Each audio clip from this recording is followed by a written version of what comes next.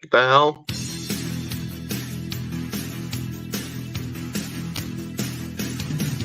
Well, you all must have heard I'm a real nerd. People say I'm a fool, but they never got the news that I'm a wild one. Oh yeah, I'm a wild one. You better turn it up, better keep the channel down, cause you're watching Wild Mike and his real wild child. Oh yeah, I'm a wild one.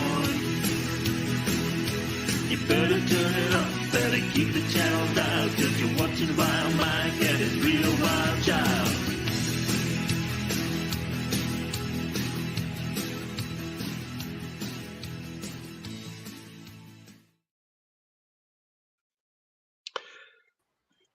So already I got my daughter trying to annoy me. Because he forgot to say howdy, folks. No, because when I hit the button to play the theme song, I got the notification saying, browser failed to play video. So I said, what the fuck? And then I hit the button again and it played the theme song. But she says, I'm clipping that even before the theme song's over. Kid. Oh, I can't really say that many bad things. I would do stuff to annoy my kids too. I can say some bad shit about her. Oh, you can absolutely do that. Yeah. I can't stop you. She can give me the nuts. But like yesterday, when I went to pick up the kids from school, the younger vile children, well, the two vile daughters got out. They said, "Hey, can we put our stuff in the car while I was waiting for my son?" I said, "Sure." Now, at the time, because this was the school parking lot, and I just got there, all the windows on my van were down, and but the car doors were locked except the driver's side door. The driver's side door was still unlocked.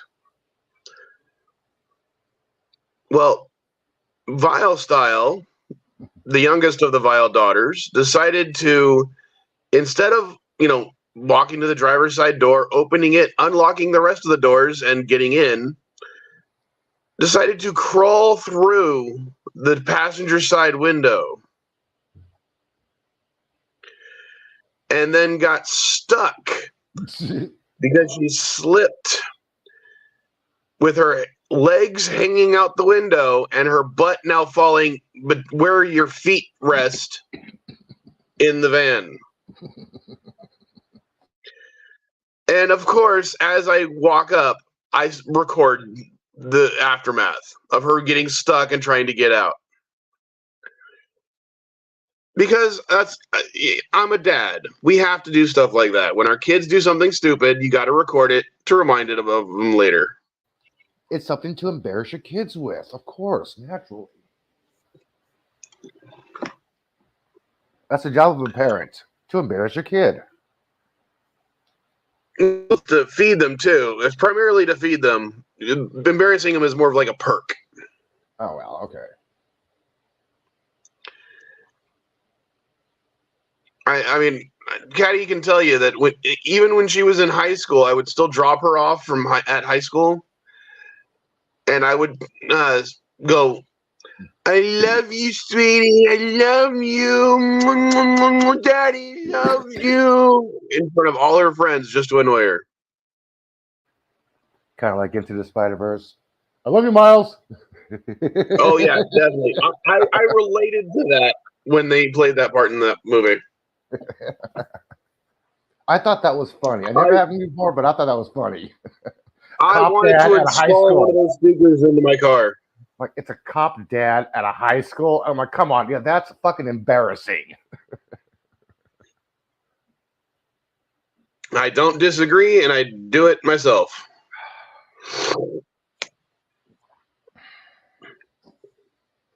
Dandelion, if that's you in the chat, can you say something in the private chat that would guarantee that it's you? We've had issues. Something that we know that it's you.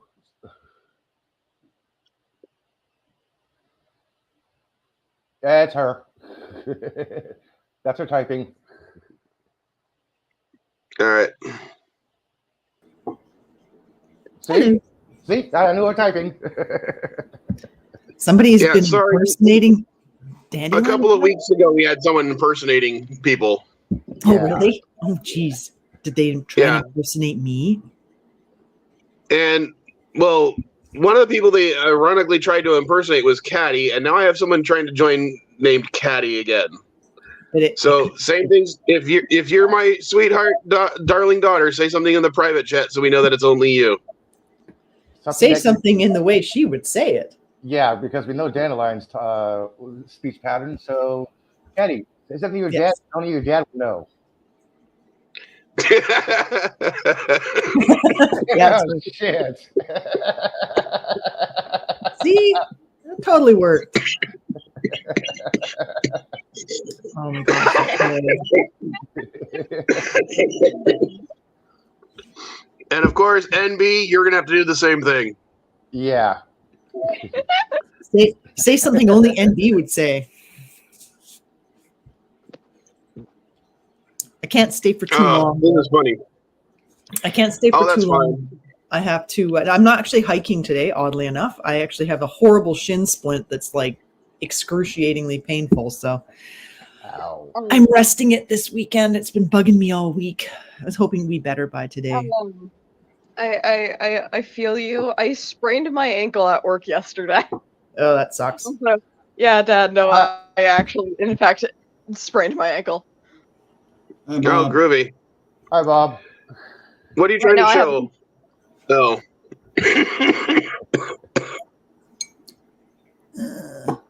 Perfect. Gee, Kenny, can you name these two?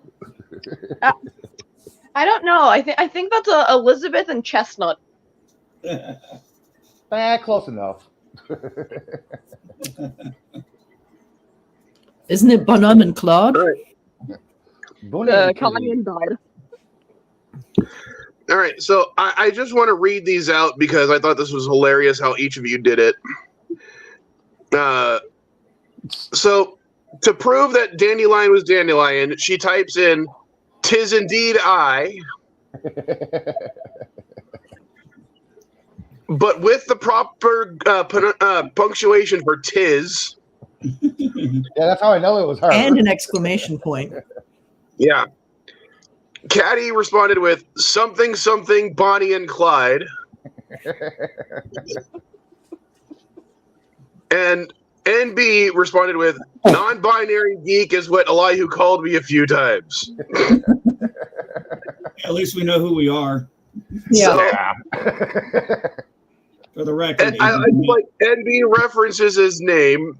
Caddy references one of the things she likes, and Dandelion just references her proper punctuation and grammar. It all works, doesn't it? I'm also known to capitalize everything in a sentence, and everything there was capitalized. Except for the Yeah, end. you do that. Yeah, stop yelling at us. That's not yelling, that's just shouting. Yelling as if it's all caps. How's everyone been? I haven't seen you all in forever. I've finally been getting better. Yeah, so I had to do the switch to Saturdays because I have to work Sundays. Yeah, no, I know. Well, I keep thinking if I get into the mountains early enough and I find a good cell spot, I'd like call in from the mountains somewhere. But That'd be great. Yeah, but unfortunately, that has not been the case. If it's been like a time when I could call you, then there's been no cell service, and then it gets to be like 10 o'clock, and I'm like, they'll be done. Yeah. Sounds like you need Starlink. Yes. No. Haven't you heard the issues with Starlink? Yeah, it's been messing with the astrophotography. Yeah, I don't know. Well, I'm talking more about with the recent plasma storms. Oh yeah. I find Elon Musk to be a less than completely trustworthy individual anyway, so I'm not sure I entirely have faith in his poorly named satellite system. All Elon Yeah. Musk is the modern day Thomas Edison. He does not invent anything. He just takes things of his own personal use and names it as his own. That's the best way to describe Elon Musk. Yeah. Yeah, but at least Edison knew how to experiment and actually do some of his own research. Elon is more of, that looks cool, I want that. Mm-hmm. Yeah. Yeah. All I can think right now is I'm just looking at everything and I'm just like. Also, he has more money than a person really should. I mean, Oh, people yeah. shouldn't have that much money. That's just not. It's not reasonable. All right, I'm going to interject here on that. Just because his net worth says something does not mean he has that much money. Well, I didn't mean cash holdings. I meant he's still, even if he doesn't like have as much like cash value as he has wealth, he still has probably got way more cash than a person needs to have. Yeah. If he was to liquidate all of his assets and his holdings, he'd have about $30 billion. Yeah, see, that's still like too much money. I'll give you an example of something that I don't think is fair right now. I've been trying to improve my credit score. Okay, because trying to buy a house or at least rent a new apartment or something along those lines. Okay. Mm-hmm. Well, but my credit, all of my little credit card apps or credit reporting apps are always telling me that in order to build your credit even further, you got to open a couple more credit cards. But the problem is, if I open a credit card, my credit score will drop at least 50 points. Yeah. But I decided to do some checking. And if you open a credit card with more than $10,000 in a line of credit, it actually improves your credit score, not hurts it. Oh, and just to mention, I wasn't implying that it wasn't fair. I mean, he took part in the system and it paid off. I mean, he started with lots of money from his wealthy family. I'm not saying it isn't fair that he has all that money. I just think it's not healthy. Yeah. Like I don't think it does good things for your brain to have that much money. Right now, there is not a single credit card or lending company that would let me get a credit card with a $10,000 credit limit right now. Yeah, but I guarantee you, if Elon Musk wanted to open one to improve his credit, he could just open a bunch of those credit cards to improve his credit. They'd probably give him $1 million credit card. They'd probably give him a credit card with over $1 million of a credit limit. I don't know. Yeah. So you literally just opening that credit card would improve his score. They'd be using corporate cards. Yeah. Like that mostly. Anyway, but I'm just saying, think about how unfair that is. Let's think about it. His assets are Tesla, Twitter, or X, whichever one you want to call it. I think he's actually bleeding money from Twitter.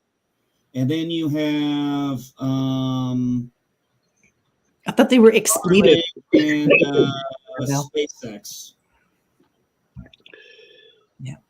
I don't know how much he owns of each of those companies, but either way, I'm just saying he's got enough value to, even if he wanted to open a personal credit card on those terms, he could get one, and all it would do is improve his own credit score. Whereas if any one of us tried to open a credit card right now, it would hurt our credit score. I already have 2 credit cards with over a $10,000 limit, and I don't. One of them I just about never use. I have one credit card right now that's literally for the most emergency of emergencies, because it's got like a freaking ludicrous rate because I got the credit card when I was 16 or 18. Oh, does the rate stick for yours? Ours changes constantly. Oh, I don't ever carry balance. This particular one hasn't changed since I got it, and it's like 48%. But they have kept increasing the credit limit, which is currently like every year they increase it like by $5 or $15. So it started at 500 and now it's at like 26.55 or something like that. Huh. But I'm like, I'm gonna go ahead, and that's why I want to get another credit card, because now I can get one where the rate is like 10%. Can't you just But- like, I mean, I don't know how your banks work, but if I go to my bank, I can like shop different credit cards because they all Yeah, have different that's- like options and things. And you can just Maybe like, maybe switch the maybe one Fed you has done got that for me to so something far. else. Yeah. Yeah. But it's still, unless I can open a card with a minimum of a $5,000 credit limit, I'm going to take like a 30 to 50 point hit on my credit score, which is going to be on my record for another, year or two. So it's like, fuck. What's your score at now? I just went over 700. I don't know what mine is. Pretty good score though, buddy. Well, it's according to some of the statistics, it's 60 or it's higher than 60% of the country. Yeah, But still, well, let me give you an example. Hey, yours is at 700, mine's at 751. I have no idea what mine's at. I don't ever My try good buying rate. houses, so it doesn't really seem to matter. Actually, if you had, well, Mike, what's the interest rates going for right now? well, I have on the one card I have is like 48%. It's freaking ridiculous. No, I meant the interest rates for houses. What's the APR? I can get for any loan I get, it's going to be around 10%. A little less than 10%, maybe like 9.25. Well, still better than the 80s. Yeah, but you got to understand. That's Navy Fed and that's California. That's the only reason it would be that low. Right. Yeah, But the problem is the price of the house is still going to be well over I can afford. Yeah. in California. Dude, a average 1-bedroom house in the San Francisco Bay Area will cost you $1.7 million. That sounds about like the same for around here. You're definitely over $1 million for any house. Yeah, but anywhere else outside the Bay Area, that house will cost you about $90,000 to $120,000. I could buy one Anything of I those. can afford is not worth living in, and anything that is was worth living in, I can't afford. Yeah. I checked out. I don't know why. I got bored one day, and I was checking out Canada's housing market. That's I was just depressing. like, God, I was like, I about had a stroke with some of those houses and the cost I know. of them. Yeah, no, absolutely. Canadians are stupid. Our property values are so completely overvalued right now. It's like It's insane. I saw houses and I was like looking at the prices of them, and I'm like, okay, what about out in the middle of nowhere? Yep, they're still expensive. Still about the same More price. expensive. Yeah, they're more expensive in the middle. They're expensive everywhere. It's stupid. Canadians have like bid themselves into stupidity. I think part of what happened was interest rates were low for so long. And of course, the government kind of incentivizes buying homes. So people just kept bidding up and bidding up and bidding up. And then, blaming it on foreigners coming in with, boatloads of cash, which really isn't the thing. It's just the idea is what makes everybody else panic and bid up and bid up and bid up. And also when you guys had your housing crash back in, what was it, like the early 2000s? 2009, wasn't it? They actually sheltered ours. They didn't let ours crash then, and they really should have. They really should have let it reset. And of course, now they're incentivized to keep the rates so high because everyone's property taxes funds government, right?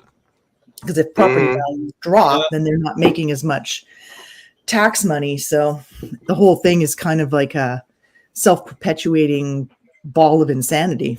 So hence, All right, I didn't believe the make no attempt whatsoever to purchase a house. It just doesn't make any sense. I can have a much nicer place to rent and then save a bunch of money every month, which is what I do. Well, not a bunch of money, but some money every month. You ready to say something, sweetheart? All I can think right now is just y'all are talking, and I've entirely checked out. Well, that makes sense. Well, that's because you're 20, sweetheart.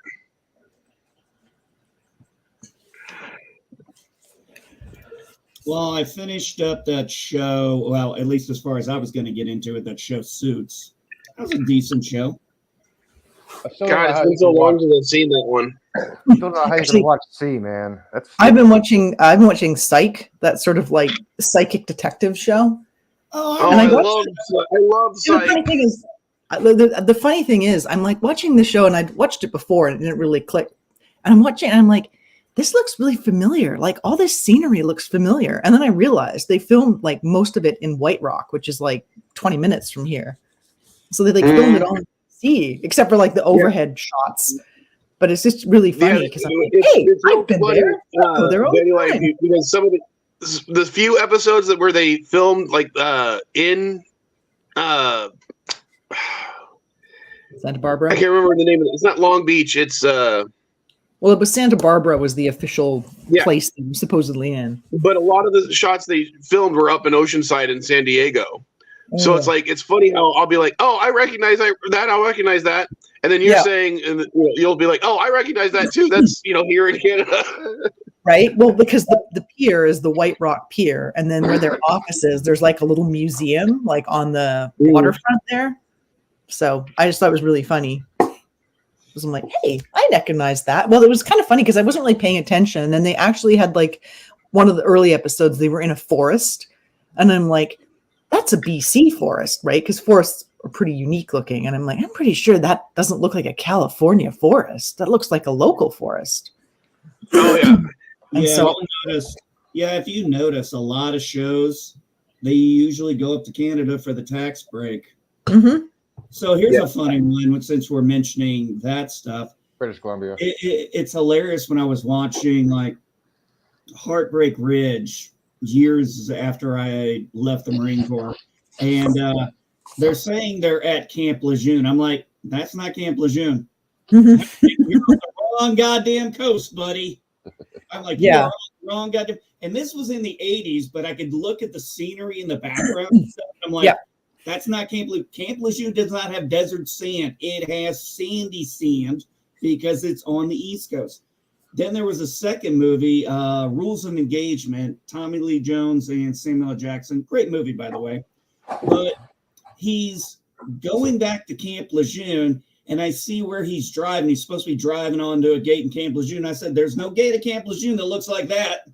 And then I'm looking at where he's supposed to be a division. I'm like, G Street don't look like that.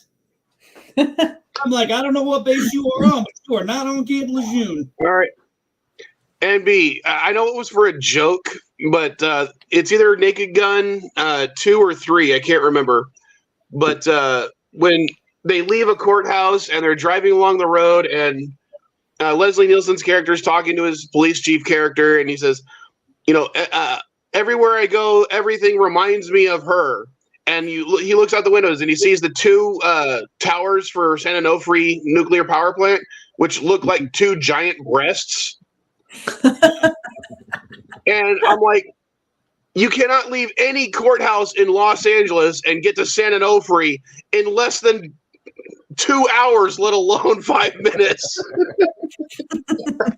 No, the ones I love, the ones I truly love are when I watch the show. Like I was watching Suits, and it's based out of New York, and it's based out of New York City, and it was really enjoyable. But I'm like, there is no way they're getting up and down Manhattan that quick. In their own vehicle. Yeah. Where did they actually film it? I don't know. I'd have to look where they filmed on location. But what's really funny is like when you'll see something like I watched Primal City. It was Justified, and he's in Detroit. Yeah, it was filmed in Toronto. Suits. I kind of like. He's supposed to be in Detroit, and I'm like, when I look at some of these things, I'm like, yeah, I've been to Detroit. That don't look like Detroit. Austin Powers kind of made fun of that little trope when he's driving on the road. He made shows with the camera. It's like, it's amazing how London looks so much amazingly like Southern California. Right?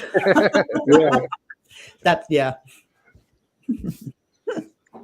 But yeah, it's always funny. So one of the reasons, like Supergirl, reason why I went from NBC to the CW is because they moved it out of California and moved it to Canada. Yeah, I was gonna say they do that one here in Vancouver as well. Yeah, Vancouver. Actually, I think Oh, one of the funniest things for Supergirl is the city that she protects is called National City, right? Right. Well, in San Diego, we have a small town or small city called National City within the county of San Diego. And every time I'd be like, there's no big buildings like that in National City. It's mostly car lots. Well, the farmhouse from Smallville is like 5 minutes from here. It's like just down the road. Not even 5 minutes. It'd probably take me like 2 minutes to drive there. If you guys have seen Venom and you guys see the 1011 police station, that's not the 1011 police station. The 1011 police station is block from me, and it's shitty, crappy. That's the Bayview police station. Sorry, y'all mentioned Supergirl, and there's only one thing I know about Supergirl. Melissa Benoit is the gamer. Hello, David. I don't know. Oh, is David on yours? Is David on your stream, Elihu? What? I'm sorry, what? Is David Quintana on your stream? Because he's not on. Sure whose stream he's on. Okay, well, he's not on. He's watching a linked one. He's watching your linked YouTube. Oh, I see the link. Sorry, I'm not in that stream as well, David, so I can't go over and actually type hello. I'm just going to say hello personally. Ah, there it is. I see the little thing above the icon. Okay. Lovely. Oh my God. But yeah, it is truly funny when you see something. It's like when I'll see things and I'll be like, "Oh yeah, we're in Tampa, Florida." I'm like, "No, you're not." I'm like, "I don't know where the hell you are filming this at, but that ain't Tampa, Florida." Yep. I think one of the advantages that they find, not just that there's lots of like people here who can work in the industry, but there's also a wide diversity of like environments you can find here. Like you can go to the beach, or you can go to the forest, or up a mountain, or out on the ocean, or it's not that long of a drive out to like the desert. That's why Hollywood became a thing. Yeah. Is because of all the diverse climates around, Los Angeles that you could drive to in a short period of time. That's why Hollywood became the movie capital. Makes sense. You can go surfing, then 2 hours later you can go skiing. Next time I'm in Hope, I will take a photo of the Sylvester Stallone statue from Rambo that's out there. Oh, nice. Well, you gotta think about it too. When they were actually doing films on locations and stuff like that in California, you had, like you said, you have such a diverse region of areas. You got the beach, you got the cold mountains. Unless you're doing the TV show Charmed, which is supposed to take place in San Francisco, but the city seems very flat. Yeah, awfully flat for San Francisco. Yeah. Yeah. Yeah, I've been to San Francisco. It ain't flat. No. There's hills everywhere. There's only one direction I have to go, which is flat. Everywhere else, if I go left, uphill. Right, uphill. Forward, uphill. Back, nope, it's flat. Then it's uphill. Also, you ever notice? In a short area of California, we have, thick redwood forests. We have expansive deserts. We got rocky terrain. We got snow-capped mountains. We got the beach. That's what I was talking about primarily. I mean, hell, we even got farmland in San Joaquin. But ever notice how they'll do a show like they'll do like a TV show and it's, oh yeah, we're speeding through New York City. I'm like, yeah, somehow I'm finding that hard to believe. You know what, though, NB? There is not a major city in North America that you're speeding through. Because, I mean, even if they're doing Suits in Toronto, nobody's speeding through the city in Toronto either, unless they've closed down a street. Well, downtown San Diego. Actually, there was this one movie in the 70s that did guerrilla filming that was speeding through the streets. Remember what movie I was thinking about, NB? No, I didn't catch it. What'd you say?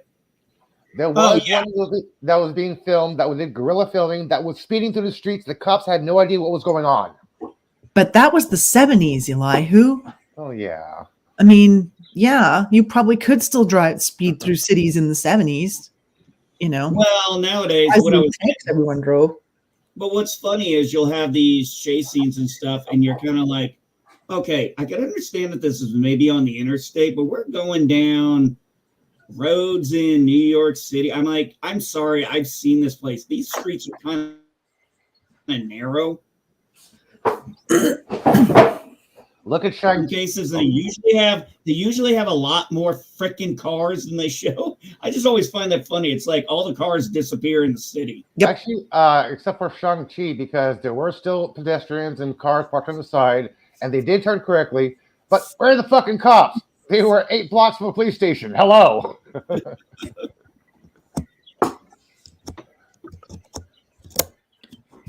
Yeah, because I know when they were filming Deadpool, the one where they have the big crashy thing on the the elevated highway, there was like Ryan Reynolds took out like an ad in the local paper to like, you know, ask for everyone's like, you know, to like sort of, you know, say, you know, forgive me for like, you know, us closing down this like major arterial route for a day, and I hope everyone's okay with it. And that kind of like, he did like a big apologia kind of letter to the paper or something, which of course got lots of press because it's Ryan Reynolds. So, And he is Canadian. yes. And I think he's from Vancouver or the Vancouver area. Yeah, what was that scene in there where he was talking about he said something in Deadpool and he goes, what, Canadians? Fuck you. Canadians. Fuck yeah. In Canada. Fuck yeah. Yep. Where did they film that? Daniel, have you seen the meme of people trying to Americans trying to name all the provinces of Canada? Really, what? Say moose, maple syrup. Yep. Hockey. Isn't that the standard? Jim Hortons. Yeah. I just thought it was funny as all hell. Yeah, I sometimes there's one person I what she's like some American dude from I don't know somewhere out eastish, middle-ish, and he watches like videos like about Canada, like, you know, I don't know. And anyway, it's kind of funny to see his reaction because apparently you guys don't have like portable like pin pads for your credit cards, so they can't like bring the thingy to your table to pay. Like you have to go up to the restaurants do that here. If you guys it just depends on the restaurant. If you guys are still unaware, unclear if Dandelion is Canadian, she said a boot. Yeah, it just sounded that way. I caught that. Anyway, that's not the most relevant part. But there's all kinds of things that we do in Canada that apparently you don't do in the States. Like you can't email people money, can you? You can't do an e-transfer. Answer for. Yeah, we no, can. not that I know. Technically, it's a bank transfer or PayPal or Venmo. Yeah, but it's not. This is just through your bank. You go into your bank account, like on your cell phone or whatever. Presumably, you can do that. Yeah. And then you can actually like send somebody a money via their email address. Yeah, I can do that with B of A. No. B of A. No, I can't do that. I have to have someone's routing number to transfer them money. Your banks aren't kind of like, well, ours aren't connected, but ours talk to each other. Elihu, Bank of America, because I also have Bank of America. It's run through Zelle. It's run through an entirely different app that Bank of America is partnered with. Oh, okay. Did I know that? But yeah, like it's not, if I'm banking at like Bank of Montreal and somebody else is banking with TD, I can still email them money. Could they just select the bank they want to deposit it in when they get the email? No, here you got to, if it's going from free. It doesn't cost me another bank, you need to have the routing number. Because that's how I pay my rent.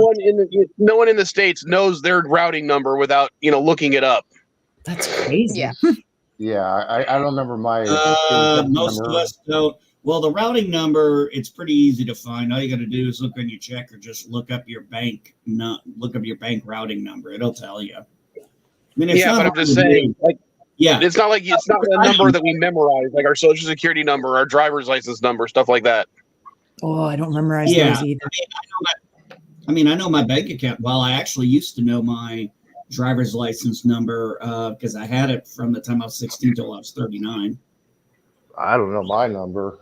I don't know my numbers, but I can't remember numbers, so it's not surprising. Mine was R300 267 9292.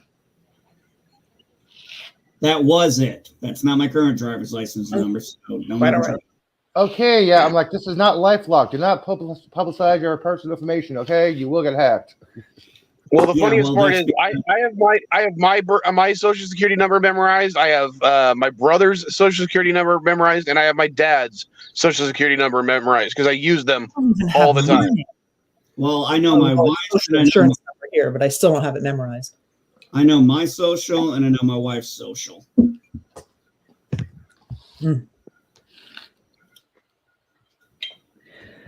So, by the way, I was looking at Deadpool here.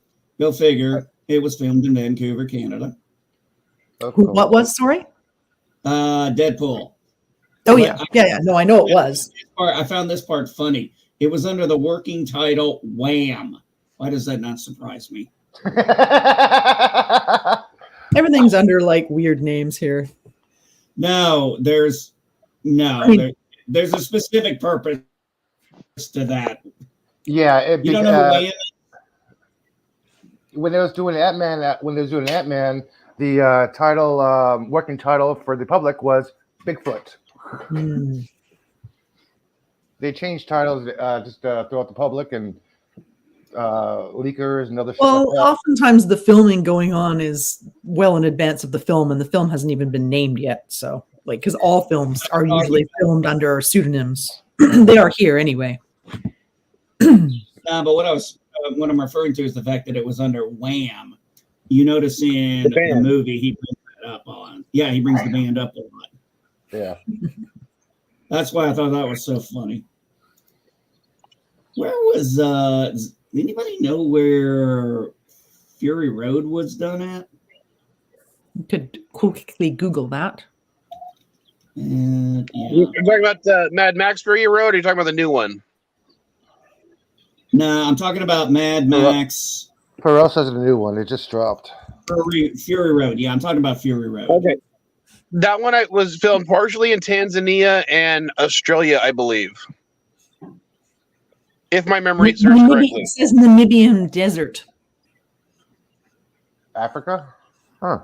Africa. Well, Namibia. Oh. Africa's the continent. Namibia would be the country. Sorry. You asked what country. And where was Furiosa filmed? I haven't looked anything about Furiosa, so I have no idea. That went back to Australia for that one. So I actually finished up Dune Part 2 last night. I finally got to watch it. My health's been so bad I haven't had a chance in hell to get to really doing much of anything. I haven't seen any of the new Dunes yet. I don't know why. I haven't been bothered with it. Same here. I want to watch it, but I also don't have like 5 hours to watch it. 5 hours, 12 minutes, 42 seconds. the new Dune. Yeah. No, the new Dune is 2 hours, 45 minutes. I'm talking about part one and part two. One and two, Yeah, because I haven't watch seen both. that one yet. They're I spliced them definitely together. well worth it. It was really well done. I wasn't entirely fond of some of the changes they made in the second one, but they kind of like added unnecessary drama in some. I mean, there's enough drama in it, and then they added a little more drama, and I just didn't. We didn't need that Zoe Saldana drama. Yeah, y'all are talking about action movies, and I want to point out the fact that my general things that I watch are musicals, and I'm just sitting here going, yeah, the things I've been watching are Nerdy Prudes Must Die and Cabaret. Well, if it makes you feel any better, we talked about Psych earlier. They did have a musical episode. But since we're talking about Dune, I really want to now watch the David Lynch version of Dune with Caddy. Oh no, watch the new one. It's much better than the David Lynch one. No, because I think she needs to watch that one to appreciate the new one, I think. Yeah, No. she needs to look at the when they walk into the desert and see the crack in the matte painting. Yeah, no. I still think that's funny in that movie. I'm like, oh, that's so fucking fake, but good. I found it The second one I found very nuanced. I mean, this is the thing. This is not if you're expecting, if people thought going into Dune it was going to be all action all the time, that's not what the book is about. No, it's not necessarily all that actiony. There's actually an awful lot of no action whatsoever, but they're not singing, so It's political, politically motivated. It is politically motivated. Yeah, part two. Now, my issue with the second one was mainly Zoe Saldana's, that added drama they had where she's acting like he's not the Messiah and stuff. And it's kind of like, yeah, that's what I meant. Like a lot of the stuff they added to Zendaya's character, it was like, I mean, I could understand like a bit of doubt and her being like, they making her more of like a stabilizing force for him. But why did they have her like upset at the end? Like in the book, he explains to her, you will always be like my actual wife, but I'm going to have to marry the princess for like political reasons, but she'll never be my wife, right? Like I'll never. And she stays on as a concubine. Exactly. But in the new one, they ditched that. And I thought that was unfortunate. It's like, yeah, you know. I did. Well, I did not. The whole thing about his rise to power is the fact that he knows he's going to have to do all these horrible things because prophecy states that if he doesn't, many more will die. Yeah, it'll be even worse if he doesn't. Yeah. If he doesn't do it, it'll be worse. But I mean, one of the things I did like is how he's like, you know, trying to fight destiny. And it's like, okay, can't fight destiny. It's not going to happen. And once he drinks from the water of life, you know, that's when everything changes for him. That's when he becomes Paul Maradid, and he becomes the Duke of Arrakis. And I just thought that her riding off like that, I was kind of like, no. That was exactly my thought too. That is my only issue with that, because unnecessary drama. Like, why throw that in there? There's enough shit going on, and then they're going to throw that in there. Like, totally unnecessary. I mean, I didn't even care that they took out the other wife that he already had, because he already had 2 wives by the time he marries the princess. Yeah, if right? I'm not mistaken, he married the guy he killed. He has to like care for his wife. Yeah. Right. Yeah, and if I'm not mistaken, they took that out, and I'm fine, because that's like an awful lot of extra plot, and it starts getting into like, you know, it's not going to be as appealing to some audiences when they start having a gazillion wives.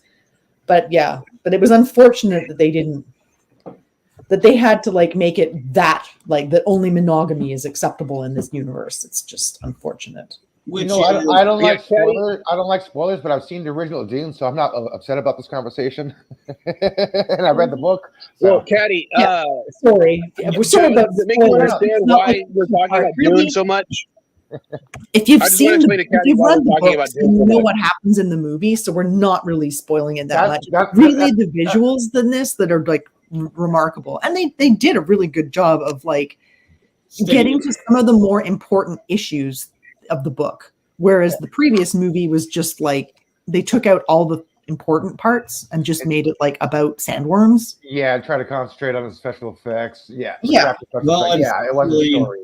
Well, unfortunately, when you're trying to adapt a book like that into what was the original Dune? I think it was like 2 hours long, maybe. Yeah. You can't. Yeah, and they still cut out so much from the books. Oh yeah. The book. I'm sorry. Yeah. Now, I mean, there were certain things I noticed that I remember were edited out from the book, and I'm like, okay, I understood why that was edited out for time. I understand why you didn't put this part in. There were parts that weren't in there, and I'm like, okay, I get it. I'm cool with that. Yeah. But the unnecessary drama with her character was really what was kind of taking me out of the second part of the movie. Exactly. Like, I don't see why they bothered to change that so much. It just seemed really unnecessary. It made it more about their relationship, and that's not really the purpose of this. Like, that's not like that's only like a small part. Like their connection was always enough in the book, right? That she's like his rock, right? She's like his guiding force in a sense, but it's not that I don't know that I don't know why they made it like, that there's like that much strife between them. It just seemed so completely unnecessary. I don't know. Maybe I don't. Yeah, that was the whole thing. That was the Did you recognize the princess though? Because I was there with my boss, and we're like, who is that woman? I recognize her, but I couldn't place Yolanda. She's from like Black Widow and Hawkeye. She's Black Widow's sister. Oh, damn. I didn't realize that.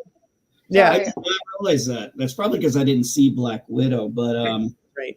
I saw Hawkeye. I heard people complaining about the Emperor and the Princess not getting more time. I'm like, no. No, it's not. She actually had way more time than I expected. Yeah, I actually was surprised how much time her and Christopher Walker got. Mm-hmm. So I found that interesting. I really loved. Oh, I love the fight scene. I love the fight scene at the end. Yeah. Well, Caddy, the reason we're talking so much about Dune is because even though the cultural osmosis hasn't infiltrated the rest of American lexicon as much, it is a pillar of sci-fi on par with Star Wars and Star Trek. You got Arrakis and Tatooine, yes. Oh Actually, yeah. wait. Let me go check my board games. I think Matt has a Dune board game. You probably do. I bet you it sucks. Because Caddy, if anybody basically is sci-fi quiz and say name a desert planet, Tatooine and Arrakis is the top two answers. Pretty much. Yeah. Yep. Well, wasn't Tatooine based on Arrakis? Yes, it was. Yes. Yep. Derivative. Everything's derivative these days, man. Can't anyone come up with something original? Sorry. No, we got to keep on doing the old stuff again and over and over and over again. And new ones. Hey, sometimes they can make it work. I'm kidding. I don't care. I think it's fine. No. I thought that was interesting because I wanted to talk about X-Men 97 later. But, I haven't watched that one yet. Yeah, so you had the visuals were just absolutely gorgeous in this movie, in these two movies, Dandelion. Just beautiful cinematography. I love the way they did the ships. It really kind of made me feel like, okay, that's what I pictured in the book. Yes. Yeah. Yeah. In fact, we do actually have a Dune board game. I can't get to it, but I see it. Can you show us on the camera or no? It's very hidden. I just recognize the D of it. Oh, okay. There's other things in front of it. Also, I think that game was not completely awesome, if I remember correctly. I think I tried playing it once. Caddy, we should make a video playing the Power Ranger board game I got you all those years ago. You should. And maybe we can get some of the other vile children to play with us, because I know it's a 4-player game. Let me guess, you're going to be Zordon. No. You can only be the Power Rangers. You can only be one of the 4 or 5 Power Rangers. Wait, you can't be Alpha? No. Oh. I do love the I fact remember winning that game a bunch of times. Yeah. Because it's partially based on chance, partially based on skill. But no, sorry. I gotta pivot real quick. I'm surprised none of you mentioned the name of one of the musicals I talked about. I'm rare to watch musicals. Cabaret? What about it? No, Nerdy Prudes Must Die. I'm surprised none of you said anything about that name. I thought it was the name of a musical. Like Billy Elliot. Ooh, I liked Billy Elliot. That was a good movie. But no, that specific musical is really funny on the fact that it's a musical you can watch completely free on YouTube, a pro shot filmed musical, and it's by Still Kid Productions. It's really good, but well, in that case, Patty, why don't you post a link in the chat? Maybe some of us will actually watch it. We might. I'll do it in a second, but I wanted to quickly describe the plot to you. I actually quite enjoy musicals. Best way I can say it, It's a slasher musical. Like Sweeney Todd? Kind of. Ooh, It that's interesting. quite literally spoofs the oh god, I don't I want to say it's the Halloween so there's a theme called the Hatchetfield theme, and it's a spoof of the Halloween theme. Makes sense. At least I want to say it's that. I know they reference a good amount of kind of big horror films, but what's funny about this is it's a part of something called the Hatchetfield trilogy, which has 2 other musicals in it, Black Friday and The Guy Who Didn't Like Musicals. All of them are based off of different ideas of a musical taking on a horror themed like story. The Guy Who Didn't Like wonder if Musicals is combining zombie. horrors and musicals would just annoy people who like horrors and people who like musicals. I'm not a big horror fan. I'm not a big musical fan, but I love Sweeney Todd. I don't feel Sweeney Todd. Well, Caddy will tell you my favorite musical is a horror musical called Repo the Genetic Opera. yes, thank you, Repo the Genetic Genetic Opera. Opera. Oh my gosh. What Um, about Dr. Horrible? Dr. Horror was not really a horror theme; it's just a villain theme. I know. but no, The Guy Who Didn't Like Musicals is literally a zombie apocalypse Okay, musical. am I the one who showed you that one originally? Because I know I showed you that one, but I don't know if it was before or after you'd already seen it. No, you're thinking of Anna and the Apocalypse. The Guy Who Didn't Like Musicals is something entirely different. No. I saw the guy that didn't like musicals. I saw it on YouTube, and I know I sent it to you, but I don't remember if you said that you'd already seen it. I probably had, because it was one of the first musicals I remember actually finding on YouTube. Because I remember actually finding it. So I think by the time you sent it to me, I had already seen it. I was like, oh yeah, I've seen this. But there's Black Friday, which is cults, but make it musical. And of course, Nerdy Prudes Must Die, which... So I've seen one of these, I can honestly say, but I don't remember much about it other than the entire time I'm watching it, I'm like, Caddy would love this. But no, because it's the whole thing. Have any of you watched Only Murders in the Building? Because that's actually really funny. Steve Martin. Yeah, But I haven't seen it, but it's on my want to watch list. you should totally watch it. It's hilarious. Don't they have a season 4? I hope so. Yeah, I think they do have a season 4 coming, but it's not out yet. I don't think so anyway. I'll have to check that. Yeah, but they got a lot more big names in it by the 3rd season. Not that they didn't already have like 3 fairly big names in it, but it was with was it Steve Martin? Martin Short. Martin Short. I'm like, why am I thinking Martin again? Yeah, Martin Short and Yep, the short guy's named Martin, okay? Martin Short. and then what's her name? I forgot her name. Selena Gomez. Thank you. Right? But yeah, that's a funny show. But no, You know, Caddy, since you brought up Anna and the Apocalypse, I'm now thinking about you should make a video combining that one song from Anna and the Apocalypse I told you that I knew you'd love, and combine it with scenes from Walking Dead.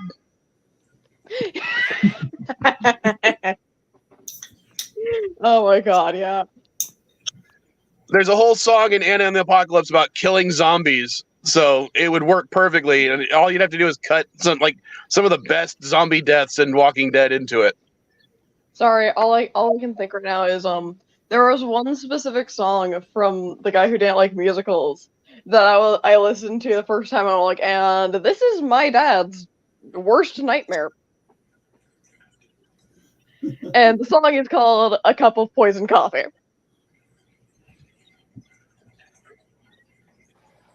And literally, the opening lines of the song is "Get your cup of poison coffee, your toxic cup of Joey." Well, he does go to 7-Eleven, so. Circle K coffee is better. Hello, Father. No poison coffee. Hey, there's coffee in that nebula. Especially a cup that Mrs. Vile made for me, because that would imply she's trying to kill me. But no, because the whole thing is that there's 2 songs of that, which is, I want to say, it's get your cup of morning coffee and then get your cup of poison coffee. And they're played like back to back. Speaking of, be right back. I need more coffee.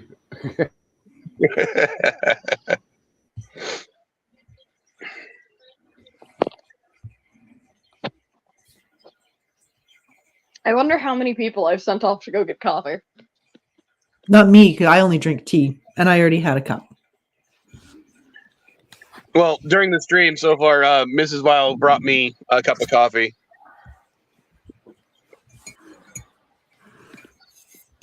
So yes, this is a Mexico stream. Tea! Coffee! I shouldn't turn my camera on when I have the light on behind me. Sorry, everyone. That's No worries. fine. I didn't mean to blind you between my paleness and the light fixture. At least it wasn't shiny like Mike's bald head. Sorry, all I can think right now is just Nerdy Fruits Must Die may have one of my favorite songs, and it's called The Summoning. So apparently, Fallout, according to the Nielsen streamings, is the #1 watched series right now. What service is that one on? Yeah, That's my question. Prime Video. Amazon. Oh, that's why I haven't seen it. Because I'm gonna go I don't have Prime. look it up. I saw it. Well, and fortunately, I was gonna say, fortunately, my roommates have an Amazon account because she buys stuff off of Amazon all the time, and they just give you the free streaming service if you're signed up for Amazon Prime. Yes. Yeah, it's part of Amazon Prime. But I don't. I was able to watch I don't it order while enough that off day I was Amazon. sick because And 90% of the day I the was time, sick. I Oh, go, don't sorry. watch stuff. No, it's okay. Most of the time, I don't watch stuff. I don't have enough time to watch stuff, so I just, I'll watch like one kind of show in a week, and I'll just watch a few episodes. So I just don't have time to keep up with any more streaming services. I have Netflix, and then I have Disney Plus, but it's not my Disney Plus; it's somebody else's Disney Plus. So. Oh, speaking of Disney Plus, Doctor Who dropped. I know. I need to go watch that. Even if people hate it, I'm going to watch it anyway. I'm still gonna watch 47. I got it queued up to watch after stream is over. Maybe I'll watch that later today. Unless I just, get lazy and watch more Psych episodes. I watched another show I watched that I really enjoyed was White Collar. I watched that a few years ago. I like that one too. That was a nice change of pace. Oh, sorry. Yeah, it was kind of like the same thing with Suits. It was, white collar business, corporation thing. I was like, okay, this is a different type of legal drama I can enjoy. It's not all everybody's going to prison kind of thing. Sorry, but I remembered another musical I watched recently, which was Ragtime. Almost all of the musicals I've watched recently have been also watching them with like a friend. Like, I watched Newsies for the 50th time recently, because once again, Jeremy Jordan has the voice of an angel. Watched Bonnie and Clyde for the at least 100th time. 104th? And Beatty one. Or Warren Beatty one. Sorry. Yeah, watch Bonnie and Clyde again. I've lost count at this point.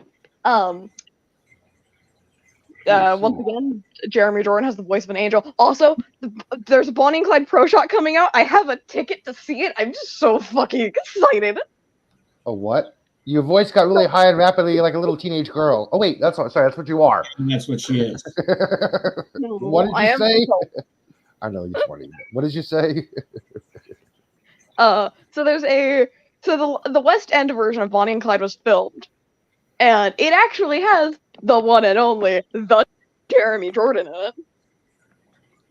Nice. And so for a release before, at least I think it may be going onto a streaming service. I don't know if it actually is. But they did a pro shot of it, and finally we have the release date of when it's going to be released for people to watch it. And I got a ticket to it. Cool means. Oh, nice. Which I'm so excited. Because, I'm sorry, some of the spoofs you can find of Bonnie and Clyde are really fucking bad quality. It is so hard to see anything that's going on. But all that matters is you can hear the singers. Warren Beatty version, like NB said.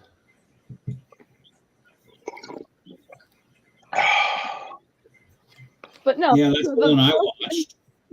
The West End filmed one is like finally being released. I'm so excited, and I just, yes. Okay, and this is totally off topic, and I don't know what everyone's political inclinations, but this was really funny. It's just it's a photo of one of Donald Trump with his like complainathons after he comes out of court. But the little text at the top was, "I was going to testify, but I've got tooth spurs." I mean, even if you like him, that's pretty funny. I'm sorry. I don't get the joke. I'm sorry. Well, he didn't. He got out of Vietnam Vietnam the military because the draft because of his bone spurs. Whatever. I just thought it was funny. Tooth spurs. So, sorry. Back to the regularly scheduled programming. So I think it was Eli who mentioned this to me. So X-Men 97 finished up, and the second season's already in production, and the third season is planned. And I'm just thinking, oh my God, I'm gonna get to live like a teenager the next few years. The age of apocalypse is coming. Oh, I hope so, man. You know it. But so I mean, okay, so when I looked it up, I was actually watching, they did on Disney Plus, they had the X-Men Assembled behind the scenes, all that stuff. And they got a lot of they got as many as they could of the original voice actors back. So they got the original voice actor for Rogue, they got the original voice actor for Magneto. Beast, Wolverine. Now, the guy who originally did Gambit is doing Cable.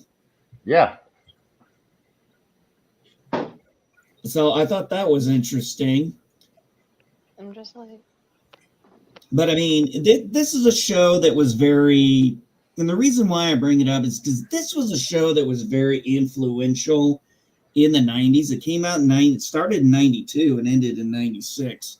So this is this is the time I'm in high school. I'm going through like junior high and high school stuff.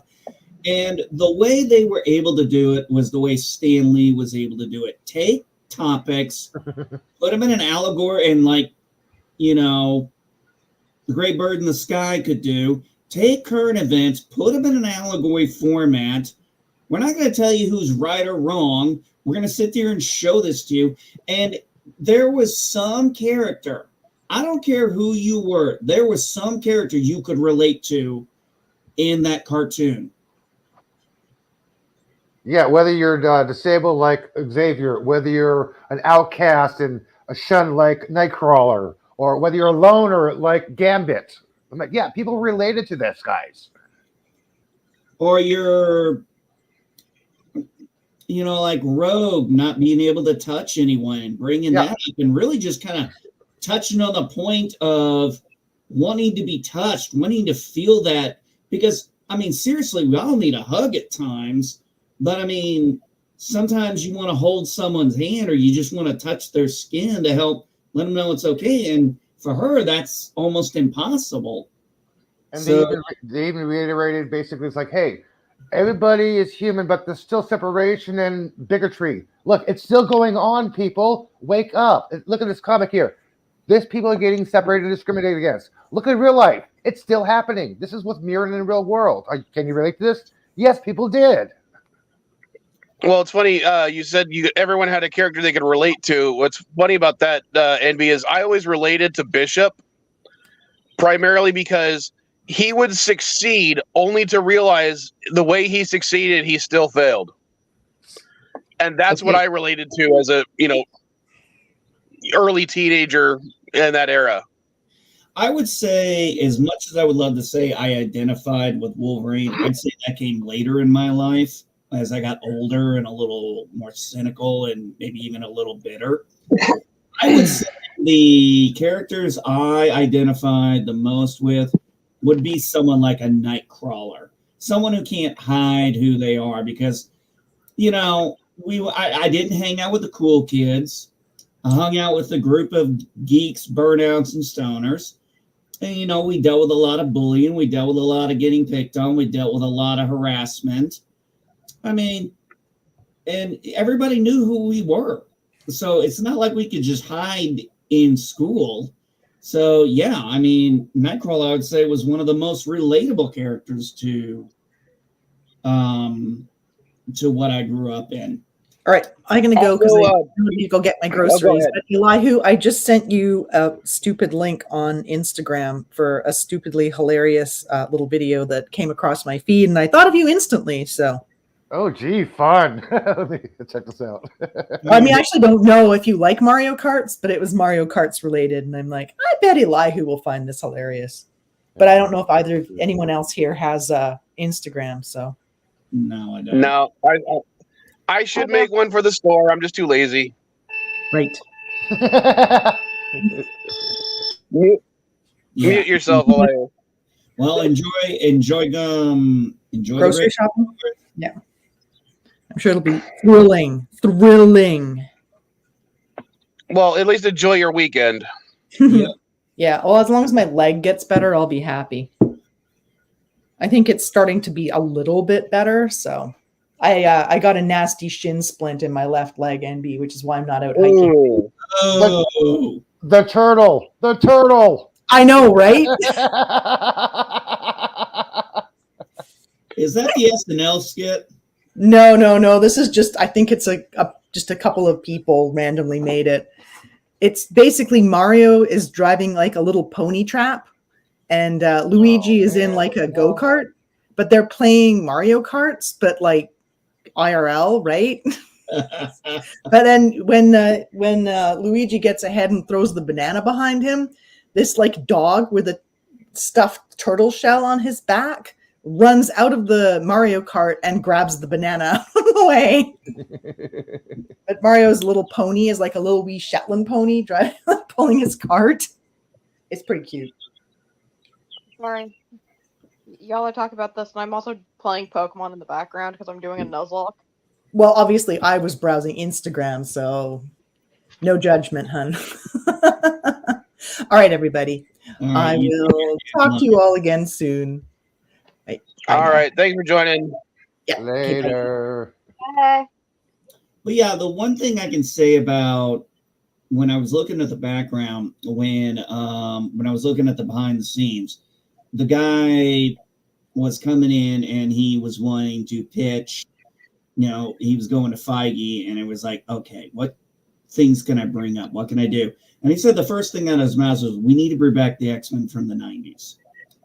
And so what they did was they brought the original showrunners back as consultants, and one of the original, I couldn't think of his name, creators. Basically, they brought several people back, and they brought a lot of the old characters, as many of them as they could back. So they put a lot of labor. They were like, this is not a reboot. We are doing a direct continuation. So I thought that was great. Really loved how they did it. And, Elihu and Mike, I think we can both agree that X-Men OG is just as relatable as X-Men 97 is now. Yeah, but X-Men 97 went hard. And I like the fact that, granted, the whole premise of the show is nostalgia baiting, but I'm glad they didn't use that to be its only focus. It kind of like how Lower Decks is a nostalgia baiting show. It doesn't rely entirely on that to tell the story. Yeah, it doesn't constant remind us of member berries, as Mike says. Member berries, member berries. No, it's a subtle nod, not a Yeah, reference. It's a it's nod to it. definitely not like The Force Awakens, which is nothing Yeah. but. Remember when this happened? That was cool, huh? Yeah, here we're getting, we'll get a subtle nod here and there, but we're continuing the story on. I thought the story behind the woman who played. Oh, by the way, did you know they didn't hire voice actors? They hired stage actors. They hired theater. No, I didn't know that. Yeah, they were mainly going for theater actors. They felt theater actors for the show would have more range. Mm-hmm. I was about to say a lot of theater actors tend to have more expressive voices because, unlike film actors, they have to be able to express what the character is feeling from further away. So they also tend to have more expressive movements, more expressive voices. If you're on a film set, the amount of yelling is basically this much right here. You cannot carry that on theater. That's yelling on TV set production right now. This is normal talking. A great comparison to relate it to Trek would be the difference in acting between William Shatner and Patrick Stewart. Yeah. You mean William actually? You mean Patrick actually bothered to memorize his lines? Wow. No, what I mean is Patrick Stewart was much more subtle in the way he did certain things, but when he was pissed, you could tell he was pissed. Whereas, Shatner was more of, God, just screaming out and hamming it up. Granted, I love both of their types of acting, but it's the difference between a stage actor and a film actor of the time. Yeah, Shatner's an actor, and Stewart's a thespian. Well, look at how. Well, take it someone like. Well, look at Ian McClellan. I mean, happy birthday, Ian! Today's his birthday, by the way. I mean, just think about the fact that the massive amount of acting range he has, and it's from his time in theater. And I had mad respect for him when he was talking about something, and they were like, "Why should only a gay person play a gay character?" He goes, "When I'm playing, a Shakespeare play." And I can't remember which one. He goes, "I'm not doing it because I want to play gay. I want to do it because I want to play that character." I think it was King Lear. I think it was King Lear when he said that. But, these were classically trained actors. We don't have a lot of that much anymore. I mean, it's kind of crazy how that plays out. But it's interesting how they said that. And then you look at them in the sound booth, and you had a couple of new guys come in, and they were like, all of a sudden they realized they're seeing the other ones, and they're doing like in the mic, they're giving expressions, they're moving their hands and they're doing stuff. It's like, you don't just sit here and read lines. You have to emulate what you do. And what's that? I was That's what Patty was saying earlier. Yeah, go watch any person, watch any person in theater sing a song. The second they are in it, you can tell. It's like a switch flips in their brain. Yep, I would agree. So when you see these people, they go in. Oh, go ahead, Katie. No, go ahead. No, so it's always interesting when you see these actors in the back, when you see these actors in the back doing these takes, and you see them with their expressions and stuff, and people don't realize you've got to get into the character. Because this is even harder for them because they're just reading lines. There's no the storyboards are only being put up. There's no video in front of them. Example. Look at Jim Carrey, The Mask. 80% of the movie was CGI free, thanks to Jim Carrey's facial expressions and his manipulation of words. They was going to CGI his whole entire persona, but they thought this guy has so much range, we don't need it. Yeah, exactly. He knew his craft well. Yeah. I one that I can think of is if you ever look up on YouTube, look up Shoshana Bean. She used to be mine. There's a video of her singing in a studio, and there is a point where she is singing that she is almost off her chair because she is so in character. Kind of like what's her name? In Les Mis. Shit. I forgot. Who the hell is the other? Shit. She didn't use any methylene tear rub. Are you talking about the musical one with Kurt Russell in it? Yeah, I forgot I her haven't name. had a chance to see that one yet. Shit, I forgot her name. She got an Oscar for that. Damn, I'm getting a mind fart. Help me out, Caddy. Les Mis. Russell Crowe, Hugh Jackman. What was her name? Oh God. Anne Hathaway. Thank you. Wow, the dad knew. The Les Mis movie is not one of the ones I've watched. Oh.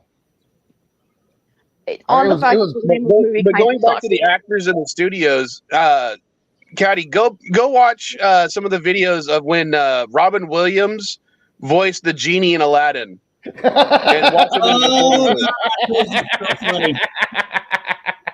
those are so funny. You want to talk about someone who's animated when they're voice acting? Yeah. You will get a kick out of that. They said that he recorded enough lines for that movie that line they could have made like 3 different cuts of that entire movie. With the amount of ad-libbing and, changes and inflection that he would do for different line readings, it was amazing. Sorry, one thing I can think of is that Hazbin Hotel's show I really like.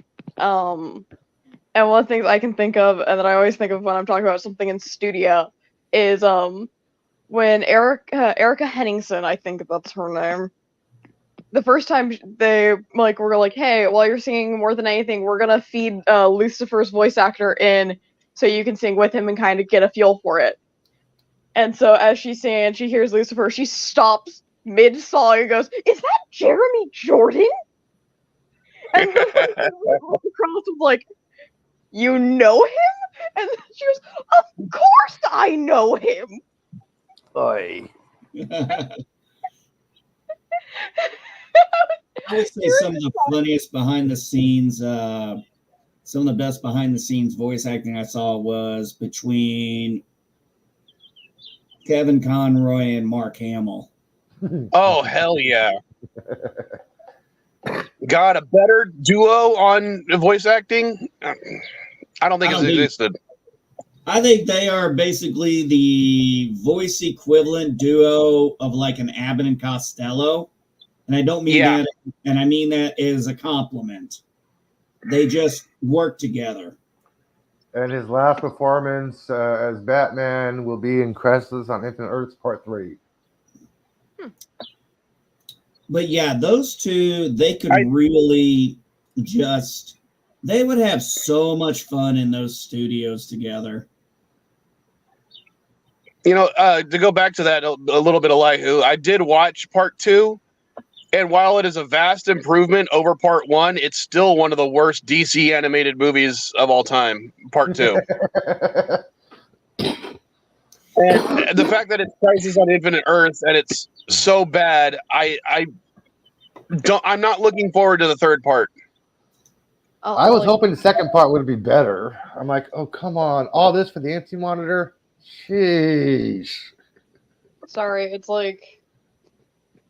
I'm trying to think if there's any other, musical things that I can bring up that I think is really funny. I mean, watching any vocal coach react to Jeremy Jordan is hilarious because it's just watching vocal coaches fangirl over Jeremy Jordan for 8 minutes.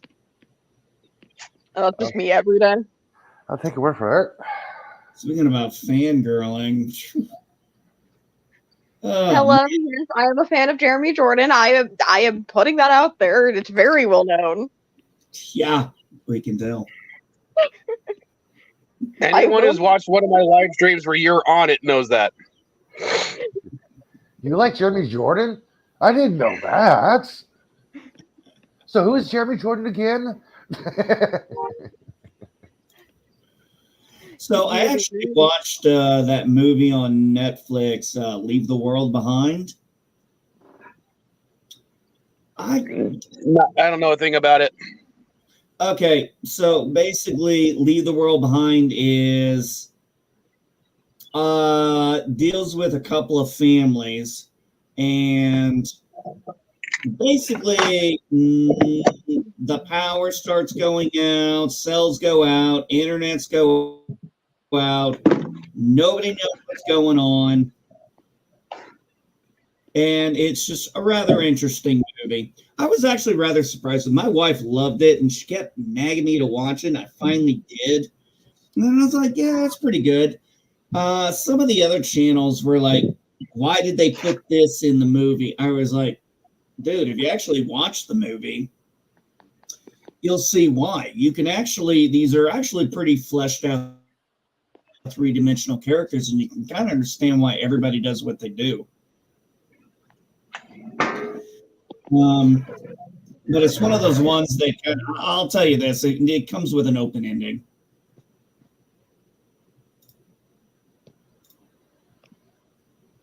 Why is that the song that popped into my brain? What? It has a very weird name. It's called Dirty Girl Soup. Don't know. It's from Nerdy Prudes Must Die.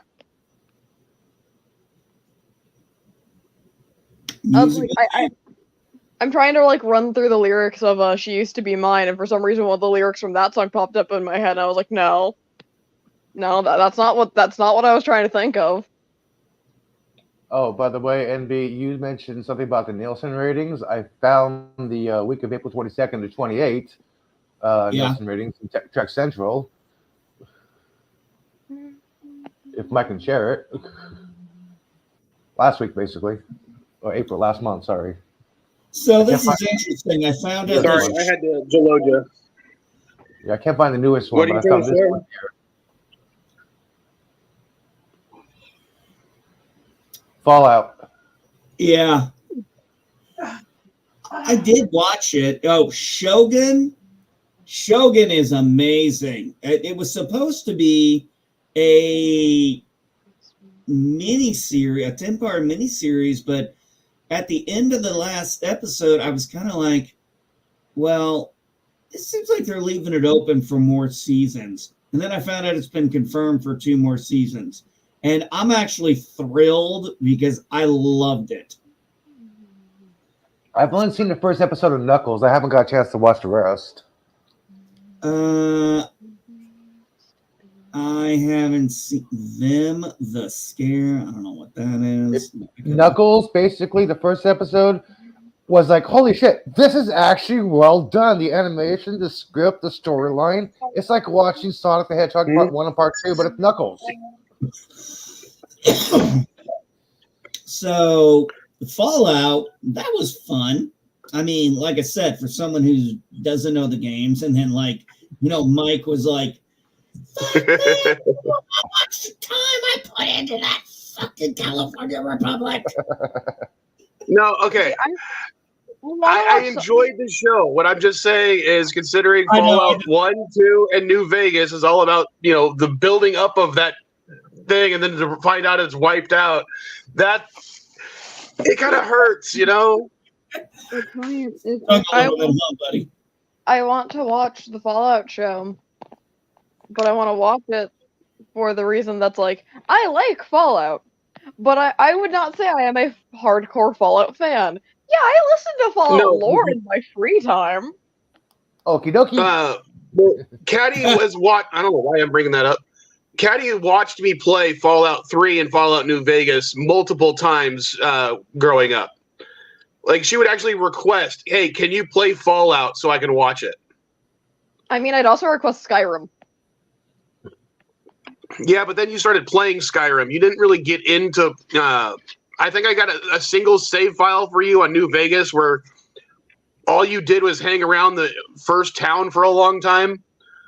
And then I went to Prim. Yeah. Because I remember Fallout specifically for the fact that my only thing I ever did in it was chill in the first town. And I went to Prim because I thought the Bonnie and Clyde car, and this was before I was really into Bonnie and Clyde. But I thought they have the legally distinct version of Bonnie and Clyde in that game. Yeah, it's Vicky and Vance. Yeah.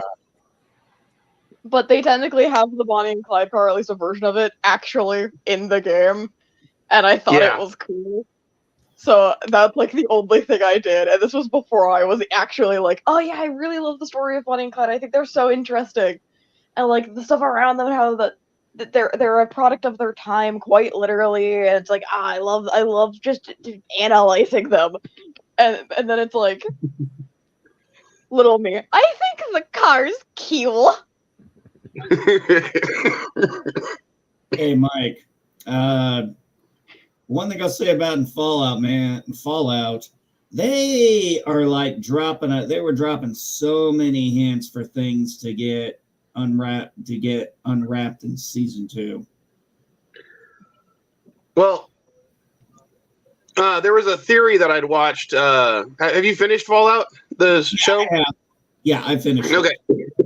I haven't. You know how the not the main villain chick, but the chick that kidnaps the dad character. Yeah. Okay. They, obviously she survives from 200 years, but hasn't aged. And people were like, "How are they going to do that?" One guy was like, "Well, if you watch the end credits of that last scene, there's a billboard featuring cryo hotels in New Vegas." And that's his idea, is the reason the guy's going to New Vegas is because that's how he thinks she survived in a cryo hotel. Because why else would they point that out? Possibly. He's looking for his family, so hey. But I kind of like how they balance the humor with basically the ignorance of the two characters.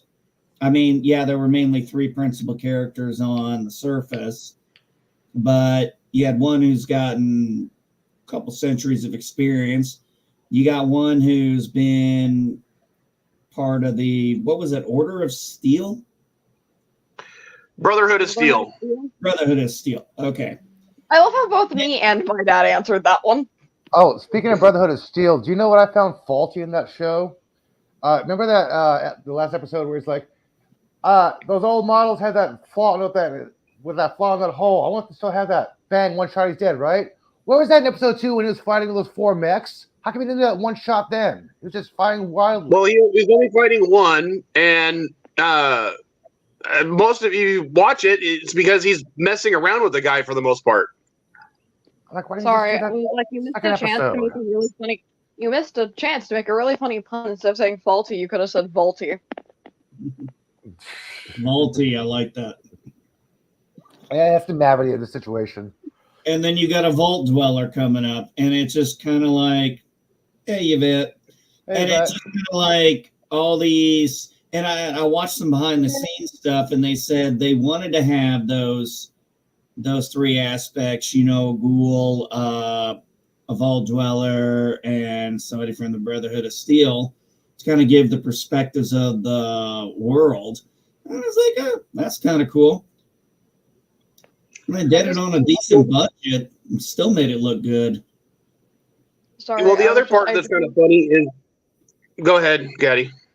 Sorry, completely tangentially related. I remember a TikTok video that was talking about like the Fallout protagonist names, and because it was like someone baby to the Fallout universe was just like, yeah, I love playing as the Vault Dweller. And I'm like, oh, so you're playing Fallout 1? I was like, I'm playing Fallout New Vegas. So it's like, oh, no, you're not the Vault Dweller. That's only Fallout 1. Yeah. And I'm like, okay, then what's New Vegas? Oh, you're the courier. And it's like, what? It's like, yeah, each Fallout protagonist has their own name. You got the Vault Dweller, you got the Chosen One, you have the Lone Wanderer, you have the Courier, or Courier 6 if you want to be more specific, and then you have the Lone Survivor.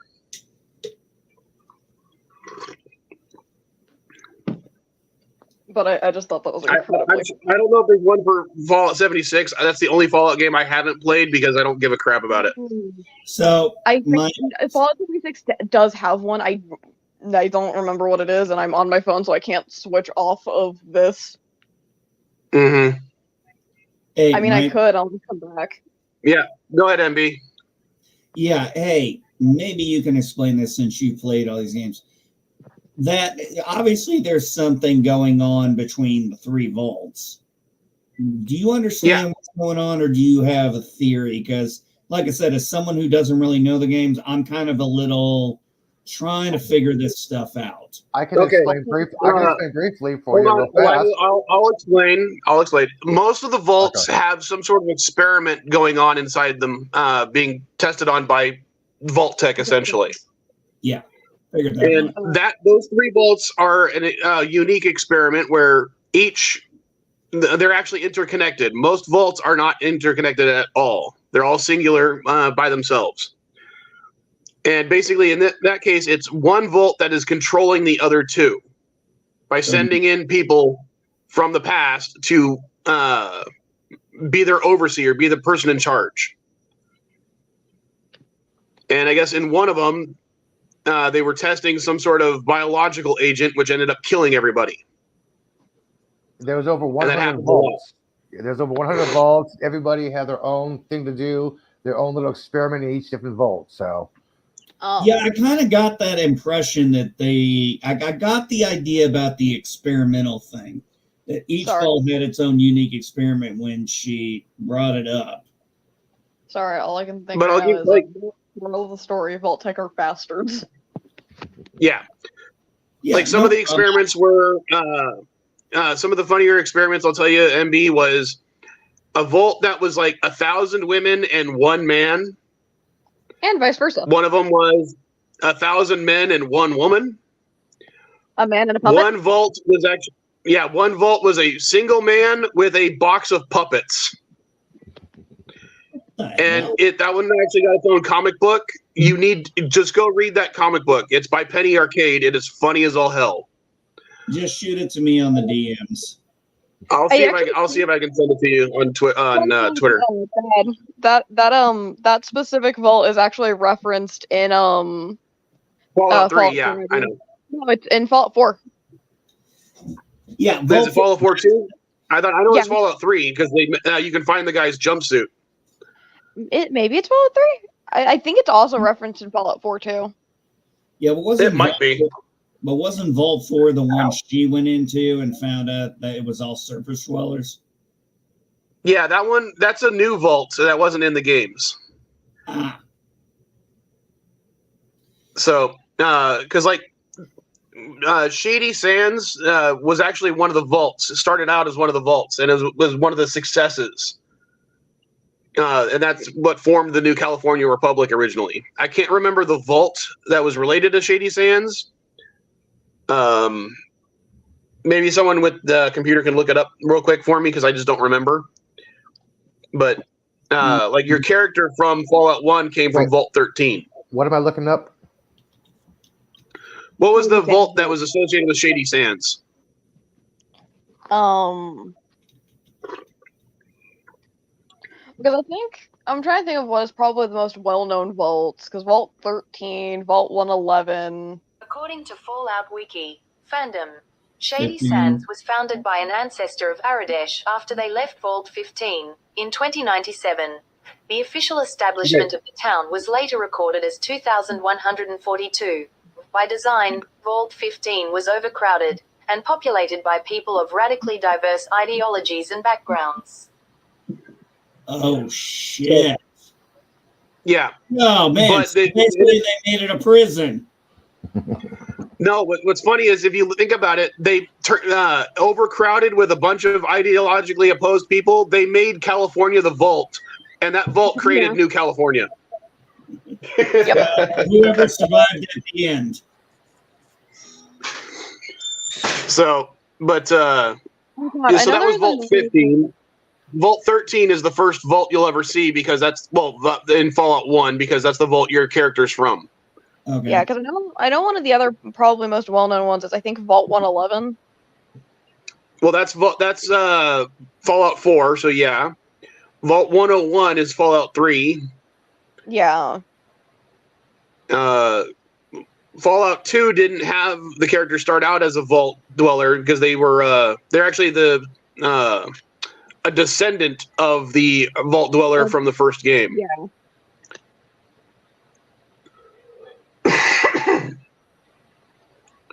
Fun fact, if I'm correct, Yeah, you can actually meet the original if you're Vault really Dweller. interested, I do have Fallout 2 for sale on my eBay store. Although it's cheaper if you buy it from Good Old Games or something. Oh, Nintendo Store is coming to San Francisco. Say that again? Nintendo Store is coming to San Francisco. Ooh. Well, maybe that'll give us a reason to drive up there to say hi. Something I remembered that I still want, and completely unrelated to Fallout. When I was helping out my dad doing his with his job, I saw Red Dead Redemption at one of the stores, and I still want it for the Switch. Well, I almost bought a new Switch at one of the stores, sweetheart. Because they have it on. They have refurbished models at one of my stores. So, Dad. That's why I was asking about borrowing some of your games. So, maybe if you treat your daughter nicely, maybe, just maybe, she has an extra Switch all of a sudden because her boyfriend bought Wi-Fi because he was tired of helping pay for my parents' Wi-Fi and so just bought his own.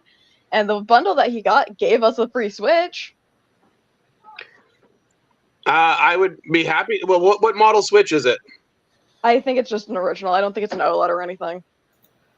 Because I would say if it's an OLED, I'm Googling it and you can get mine. Then I would still happily take it off your hands because I don't think I'll be fixing Jacob's anytime soon. I still gotta buy a new soldering iron. I just have not had the time to go out shopping for myself. Yeah. God, I'm sorry. I still can't believe Jacob's Switch killed my fucking charger. Hey, Jordan, I didn't see you there. Because it was charging my phone just fine. I plugged in Jacob's Switch, and then all of a sudden it just will not charge anything. I think he spilled something on it, and it got in the port. That's what fried it. My boyfriend took it apart. Yeah. It's actually what I was talking about with Matt was giving it to Jacob. Oh, I need to deload and get more coffee. Be right back. All right. But to go back to Fallout for a second, I was thinking about doing something fun. Go ahead. I have a question. So is the reason why it's set in like 2077 and everything kind of looks the way it is because we didn't get past the atomic age, right? Okay. Basically, the main thrust of the story is it's retro-futuristic. So think of like the 50s and 60s aesthetic because they never ended up developing the transistor.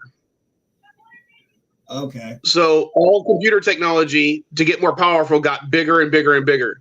And it wasn't until like the mid 21st century that they finally invented the transistor. And because of that, they focused more heavily on nuclear technology. So the nuclear technology got smaller, but computers got bigger. Interesting. And because of that golden age of Americana, that basically kept on going instead of changing in the 60s, 70s, 80s, and 90s. Interesting. I tried to watch this show on Apple called Foundation, but oh my God, I got 3 episodes in. I got halfway through the 3rd episode. I said, this is fucking boring as hell. So anyway, what were you going to say about Fallout? Okay, one of the few games that is free for Fallout is Fallout Shelter. And I was thinking about doing a live stream, every week, similar to this, where we have a Vile Vault. And anyone who has either previously donated or donates in the future will name one of the characters after them. And those will be the only people I allow inside my vault. Do I get do I get one automatically because I've helped fund a lot of things and been in things? Well, I was gonna say you, Mrs. Vile, all the Vile kids would easily get one. Yvette would get one. Bird would get one. Captain Trek would get one because they've all bought stuff or helped out monetarily. Anyone who's ever bought something from eBay, from the eBay store that reminds me of it, would get one, and that's what we would do. Would my boyfriend get one? Which one? The one that lives with me. Oh, I don't know yet. Maybe if you give me the Switch, I'll absolutely. Really? You just gave up? She was already going to give it to you. No, she said maybe. She didn't say for sure. Hey, Gorilla. But if I were to get a Switch, I would try to spend the money so I could start streaming from the Switch. I just got to buy the adapter. Because like I said, I would more than happily lend you some of my games. Again, I think the one you'd have the most fun with that I have on me is Tears of the Kingdom. Wait, I have all of my Switch games right here. Let me fucking open my Switch bag and I can tell you exactly what games I have. Well, I haven't played Breath of the Wild, so I have to play that first. Okay, you have my. When I was at one of my stores, they had a remaster of Skyward Sword, and I'm like, I have not played Skyward Sword since you were like 5 years old. So I'm like, I want to play Skyward Sword again. Good for you. I have FNAF Help Wanted, Pokemon Scarlet, Minecraft, Harvest Moon. Hey Mike, how long are you gonna stream for today? Probably just for another 18 minutes or so. Oh, okay. I was wondering because the Giants and Mets start in an hour. Link's Awakening, Skyrim, and Hyrule Warriors. No, Hyrule Warriors is another one I want to play. Yeah, that one because I don't play it.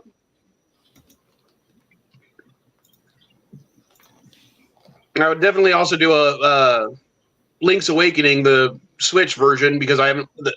Link's Awakening is still one of those games I play every year.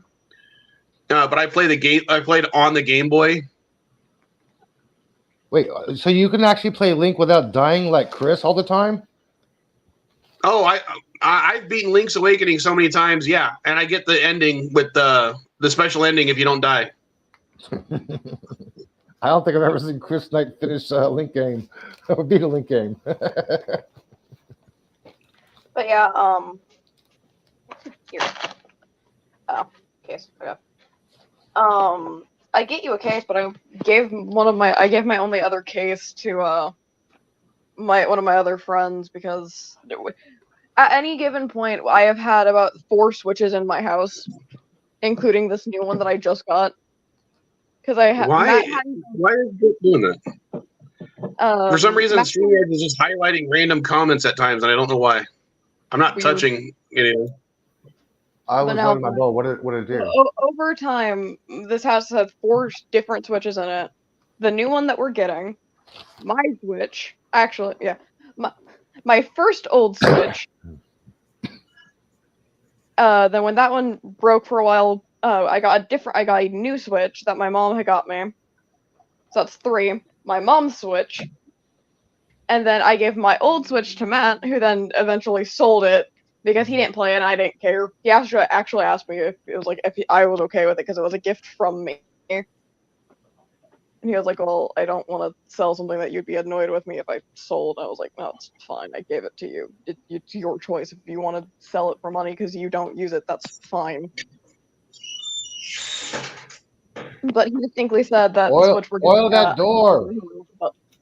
Whoever that was, oil that door. WD-40, please. I'll see if I can get on that. But yeah.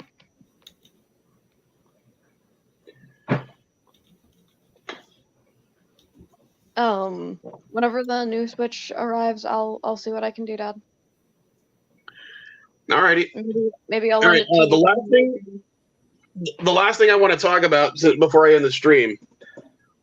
Both, I think I've mentioned that Caddy got a job working for the same company I work for as a little part-time job to get some extra money.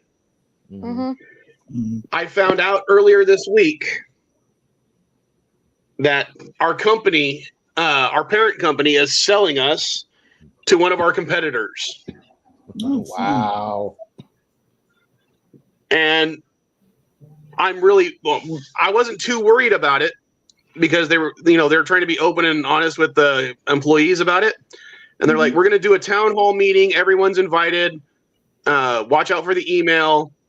And any questions you have, we'll answer, because things will be changing, blah, blah, blah, blah, blah. And then the town hall got canceled.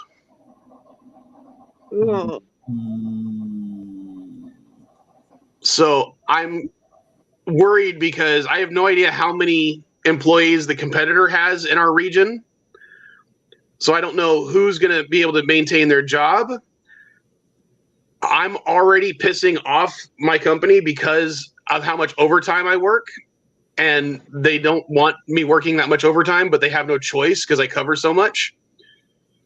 So I have no idea what's going to happen in the next couple of weeks. That's why I named the stream this. I don't know if both of us will still have a job in 2 months. So yeah, that'll be fun. You will. And I would definitely, I already know another one of our competitors has said that they'll hire me right off the bat. But I would be taking a pay cut. Like, I'm like, you're like, well, I don't know if we'll have a job. I have a different job, which actually is all of a sudden trying to give me more hours after I sprained my ankle there. No, quite literally, I sprained my ankle there. They're like, oh yeah, take the rest of the week off, don't come in. And then I get a text from from the head manager going, hey, so when you're ready to come back, we're gonna start giving you a bunch of hours. You're really good at your job. We love having you here. I think they're worried because I sprained my ankle there. Yeah, they probably don't want you to sue them and get workers' comp. That's what workman's comp's for. You don't have to sue someone to get it. So maybe you should talk to somebody about that, unless your health coverage is already covering it, because that's what workers' comp is, to cover what your health care won't cover. I just went to go to a doctor, get it checked out, and they're like, yeah, you sprained your ankle. And I was like, awesome, I already have enough stuff at home to deal with it. Well, hopefully your dad's Wolverine genes will kick in and you'll be all better, because I can heal from a sprained ankle in less than a week. Oh, I'm already starting to be able to walk normally. I have this problem. You see these things that say compare your points together, and it says broke a bone, and I'm like, I'm not sure, because I think I actually broke my toe once, but I never bothered to go to the doctor because I didn't see a point, because I already knew what to do. So I just wrapped it together and left it there for about a week or so. So it's kind of like, I'm not 100% sure if I just bruised it, sprained it, or if I broke it. But yeah, I kind of just leave that one as 0, because I'm like, yeah, I'm not gonna assume, because I didn't go get it officially done. But I was like, why waste my fucking time? I already know what they're gonna do. What's even better is I kept apologizing to my managers because I felt so bad, because I was just like, I just wanted to have another day at work. I didn't mean to. How you doing, Indy? What's that? I was saying, how you doing to Indy Tiger? He says, good afternoon, aliens, cat people, and robots in disguise. I know who the alien is. I know who the cat person is, but I don't know who the robot in disguise is. It's either me or NB. So, unless he's referring to himself. So what was really funny? Yeah, I'm the alien. Funny, but yeah, there you go. Yeah, I'm the alien. But I remember this, and I got my first day. I got to rehab in Texas. I got there, and then they already had the emergency vehicle coming in, because out when they were out at recess, one of the girls fell down and broke her finger like all the fuck hell. I mean, this motherfucker was like crooked all the way around. So I've sprained my ankle 4 times. And what I think is funny about them is that the first time I sprained my ankle, I was on a trampoline. The second time I sprained my ankle, I was walking home and stepped wrong. The third time I sprained my ankle, I almost fell down a flight of stairs. I don't know if you were ever told about that one, Dad. I don't remember. I don't know. That was back. I broke my collarbone. Sorry. I broke my collarbone, dislocated my elbow. Now I can pop my elbow like I can pop my knuckles. No, that was back when I was at Poway. This freaks out Caddy. I've dislocated my shoulder, my left shoulder so many times. I can just pop it out of the socket whenever I want now. Oh. Riggs. Say that again? I said, all right, Riggs. Yeah, he can do it with both. I can only do it with one. No. I sprained my ankle one time, and that was when I jumped off my roof, my house, when I was about 6 years old. Well, I can't tell you how many times I've sprained an ankle, but I've broken multiple toes, multiple fingers, my arm, cracked a few ribs. So yeah.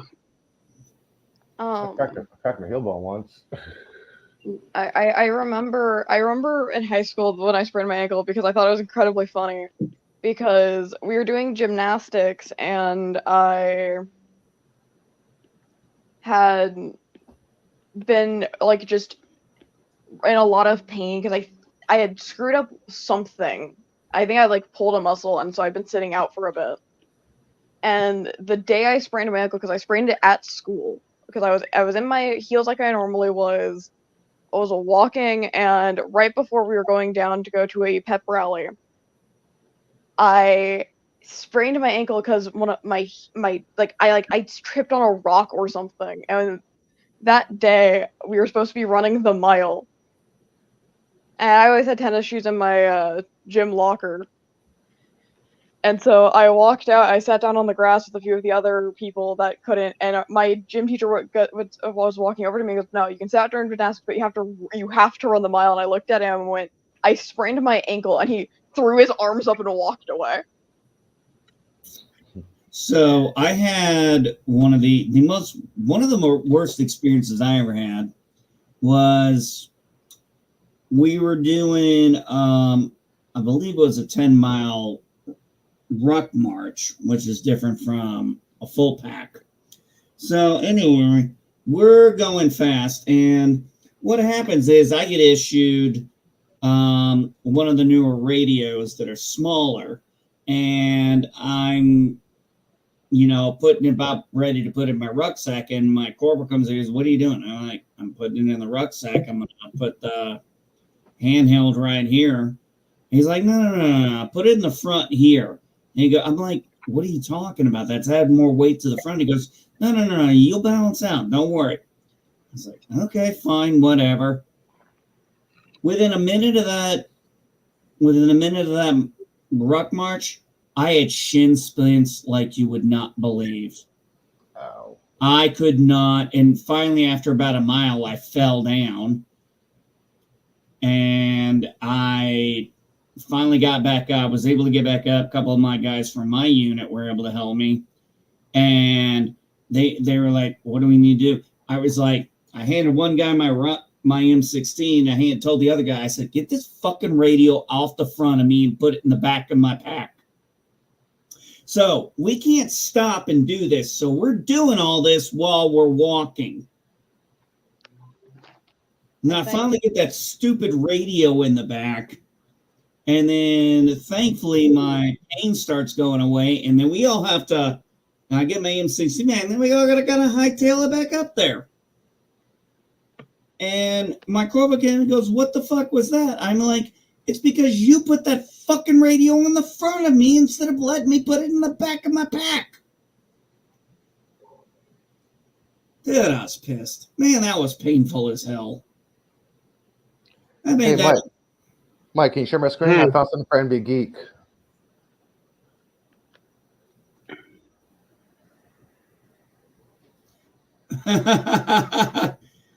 Jesus criminy. That's less than $1 a can, man. That'll last you what, 2-3 hours? Dude, I don't even know where somebody. I don't even know how you would get. Well, you'd have to grab a dolly for damn sure, and a ramp. Yeah, I thought you might like that, man. Nice. All right. Since it's about time to end the stream, but since Caddy's here, Caddy, which one should I end the stream on? Klingon style. All right, then I have to warn Elihu. Elihu, take your headphones off. Remember, this one's loud. Okay. More singing, more voices. Hail the Klingons, hoorah!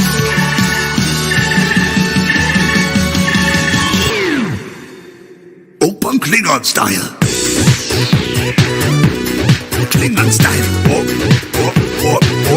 Open Klingon style. Klingon style. Open Klingon style. Hey, sexy Klingon style. Open Klingon style. Hey, sexy Klingon style.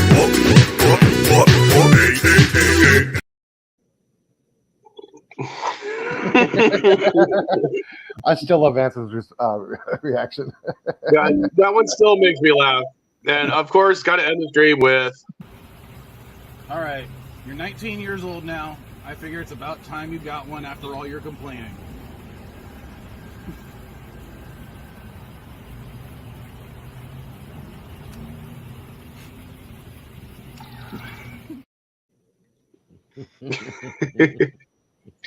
All right, I'll see you next week, guys.